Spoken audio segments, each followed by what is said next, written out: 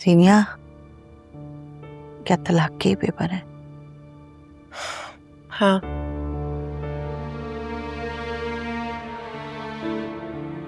अब तो तुम खुश हो गई होगी ना, तुम्हारी आरज़ू जो पूरी हो गई। आप हर बात का इल्जाम मुझे मत दें। माँ की तकलीफों का तुम्हें जरा बराबर एहसास नहीं है। ये घर बैंक के पास गिरवी रखा हुआ है, अकाउंट खाली हो गया मेरा, प्लाजा पे कब्जा हो गया। अब डिवोर्स के बाद दानिश भी वो घर वापस ले लेगा। अगर ये घर खाली करना पड़ गया तो कहाँ जाएंगे हम, बताओ कहाँ जाएंगे? कोई कयामत नहीं आ गई, मैं कर लूंगी सब मैनेज।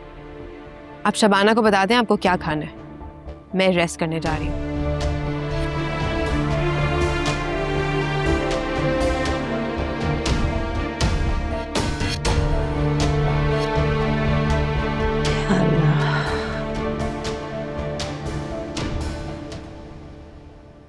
मामा उठे, कुछ तो खा लें आप। तुम्हारा घर 2 बार टूट चुका है, इस बात का तुम्हें कोई अफसोस दुख नहीं है? हाँ, हुआ था अफसोस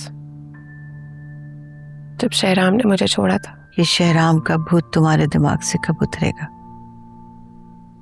और तुम्हारा नहीं, फरियाल का हस्बैंड है।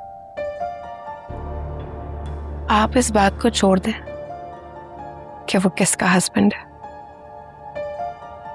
और रही बात मेरे सर से भूत उतरने की, तो वो कभी नहीं उतरेगा। मैं आपको बता चुकी हूं, मैं शहराम की थी, हूं और मरते दम तक रहूंगी। दानिश मेरी जिंदगी से जा चुका है, लेकिन मुझे इस बात का कोई अफसोस नहीं, क्योंकि मेरा और उसका रिश्ता तो कभी बना ही नहीं। तुमने अब अगर कभी शहरान से मिलने की कोशिश भी की तो मैं तुम्हें कभी माफ नहीं करूंगी।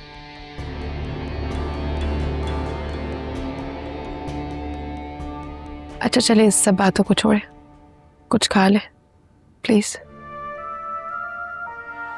थोड़ा सा खा ले माऊ।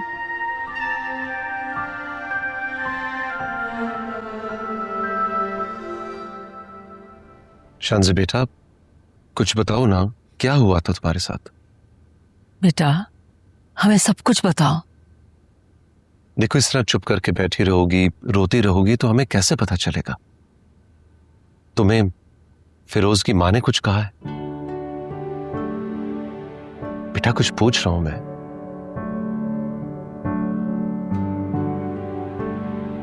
शान से बेटा, देखो हमसे मत छुपाओ, बता दो ना हमें, आखिर तुम सड़क तक कैसे पहुंची? तुम्हें हम पे ट्रस्ट नहीं है? प्लीज आप लोग मुझसे कुछ ना पूछे, चले जाए यहां से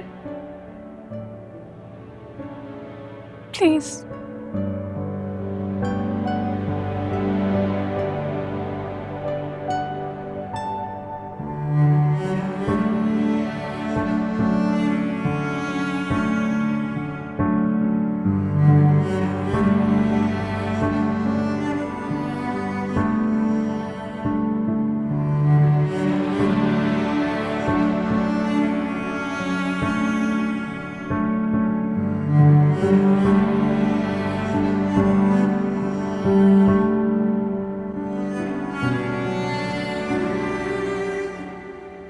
शानजे से तुम ही कुछ पूछो, मुझे तो कुछ बता नहीं रही। पूछ पूछ के थक गई हूं, बस रोई चली जा रही है। कुछ समझ में नहीं आ रहा कि उसके साथ हुआ क्या है, कुछ पता तो चले।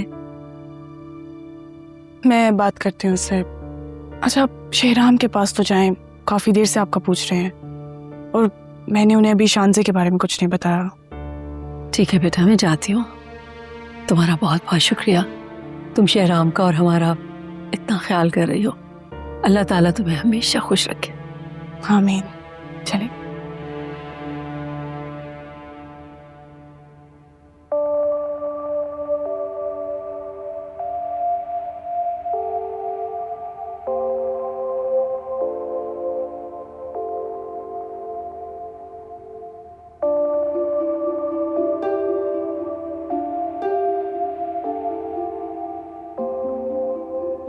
शायद से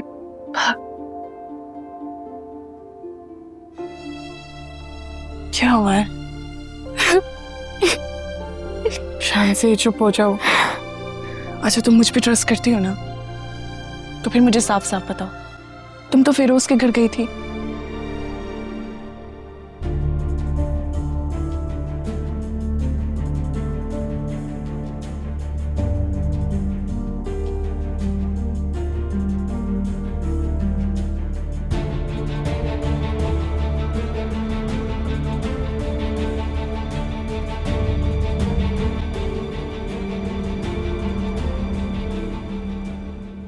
बाजू मत मूव करिएगा।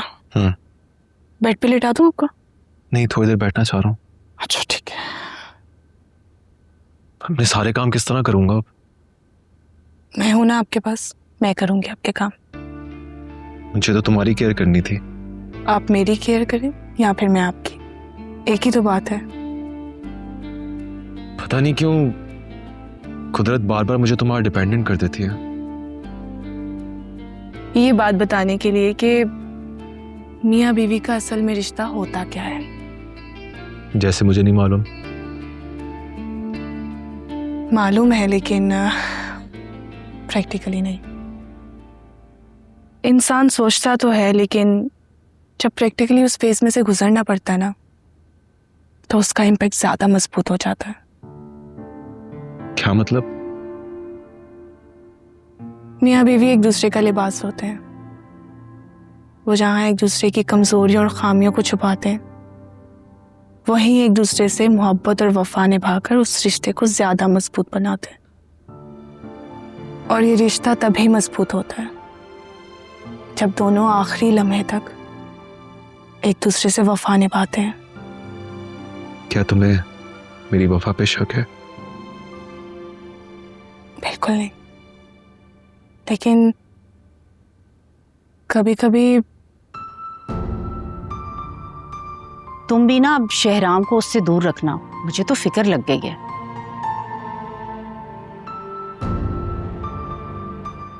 क्या हुआ? नहीं, सोच रही हूँ कि मियाँ बीवी में मोहब्बत कब मजबूत होती है। जब शौहर बीवी की छोटी बड़ी हर बात की केयर करें, तब। एंड ट्रस्ट मी, मैं तुमसे आखिरी लम्हे तक वफा निभाऊंगा।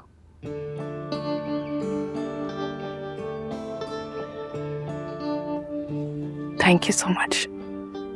अब मैं आपके लिए कुछ खाने के लिए लाती हूँ। मामा और शान से नजर नहीं आ रही। बाबा भी मुझे हॉस्पिटल से ड्रॉप करके कहीं चले गए, अभी तक आए नहीं। कहाँ बिजी हैं सब? मैं देख लेती हूँ। मेरा फोन भी पास कर देना।